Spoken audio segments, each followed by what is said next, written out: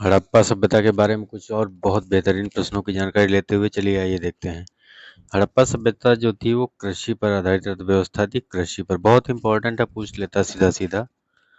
और यहाँ से पूछा जाता है कि हड़प्पा सभ्यता की प्रमुख फसलें कौन सी थी। तो आपको याद रखना है गेहूं, सरसों, चना, मटर और रागी, ये प्रमुख फसलें थी हड़प्पा सभ्यता की। और सीधा सीधा क्वेश्चन पूछता है इन्हें किस फसल का ज्ञान नहीं था। चावल एवं बाजरे का ज्ञान नहीं था, ये सीधा सा क्वेश्चन आते हैं। लोथल से चावल के साक्ष्य मिले हैं, ये आपको याद रखना पड़ेगा। रंगपुर से चावल की भूसी मिली है। रंगपुर से चावल की भूसी मिली है, ये सब बातें याद रखिएगा। अगले अगर हम बहुत महत्वपूर्ण प्रश्न की बात करते हैं तो उसमें देखते हैं।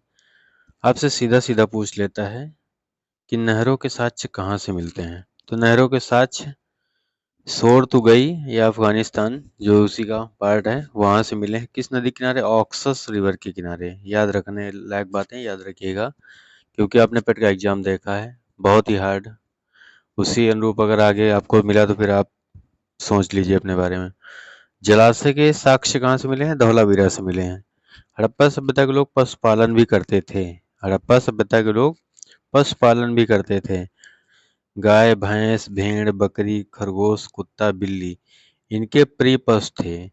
गाय, भैंस, भेड़, बकरी, खरगोश, कुत्ता और बिल्ली इनके प्रिय पशु थे हड़प्पा सभ्यता के निवासियों का। और पूछ लेता आपसे कि इन्हें कौन कौन से पशुओं का ज्ञान नहीं था। एक तो ये क्वेश्चन पूछता और एक पूछता कौन से फसल का ज्ञान नहीं था। चलिए आइए देखते हैं पहले पशुओं का।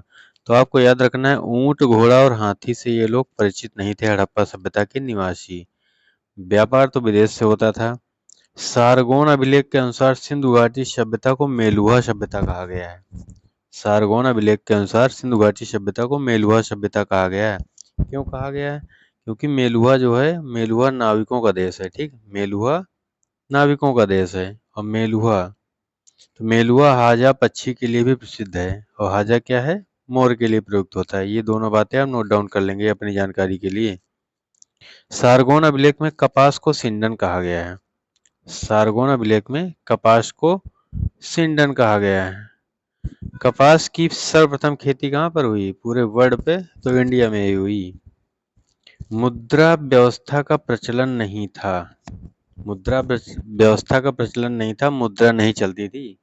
अब आप सोच रहे हो व्यापार तो होता था, मुद्रा नहीं चलती तो कैसे काम होता था? तो वस्तु विनिमय होता था। वस्तु विनिमय का मतलब, जैसे आप एग्जाम्पल के तौर पे मान लीजिए कि आपके पास कोई चीज़ है और सामने वाले व्यक्ति के पास कोई दूसरी चीज़ है। ठीक है, आप लोगों के पास कोई एक एक चीज़ है और आपको सामने वाले व्यक्ति की चीज़ की ज़रूरत है और सामने वाले व्यक्ति को आपकी चीज़ की ज़रूरत है। तो क्या करते थे, या आदान प्रदान कर लेते थे कि भैया आप अपनी चीज़ दे दीजिए और मुझसे मेरी चीज़ ले लीजिए। तो इस प्रकार दोनों का काम हो जाता था। इसी को कहते हैं वस्तु विनिमय। सोने एवं चांदी का प्रयोग होता था। ठीक है, और यहाँ के लोग किस धातु से परिचित नहीं थे? लोहे से। बहुत इंपॉर्टेंट क्वेश्चन, सीधा सीधा क्वेश्चन एक ये पूछता है और एक वो जो पशु वाला बताया वो पूछता है कि कौन सा नहीं था इनसे संबंधित। हड़प्पा सभ्यता के लोग तांबा और टिन मिला करके कांस बना लेते थे, कांसा बना लेते थे और उसका प्रयोग करते थे। बालाकोट मतलब पाकिस्तान वाले हिस्से से शंख के अवशेष मिलते हैं, बालाकोट से। लिपि की बात करते हैं अगर हड़प्पा सभ्यता की, तो हड़प्पा सभ्यता की यहाँ से लिपि वाले से सेक्शन से बहुत बेहतरीन प्रश्न बनता है। और उन्हें पूछा जाता है उन्हें लिपि का ज्ञान था कि नहीं था। उन्हें लिपि का तो ज्ञान था, लिपि का तो ज्ञान था। और ये लिपि कैसी थी? भाव चित्रात्मक थी। ठीक है, चित्र के रूप में थी। और हाँ, यहाँ से मेन बात ये थी, ये आपको याद रखना है कि ये लिपि दाएं से बाएं लिखी जाती है, अर्थात ऐसे लिखी जाती थी, दाहिने से बाएं। ठीक है, और हम लोग क्या करते हैं? बाएं से दाहिने लिखते हैं। इसे गौमूत्राक्षर लिपि भी कहा जाता है। इसमें 375 से लेकर 400 तक के भाव मिलते हैं। इतने भाव मिलते हैं 375 से 400 तक। और हाँ, इस लिपि को अभी तक पढ़ा नहीं जा सका है। जो गौमूत्राक्षर लिपि है इसको अभी तक पढ़ा नहीं जा सका है।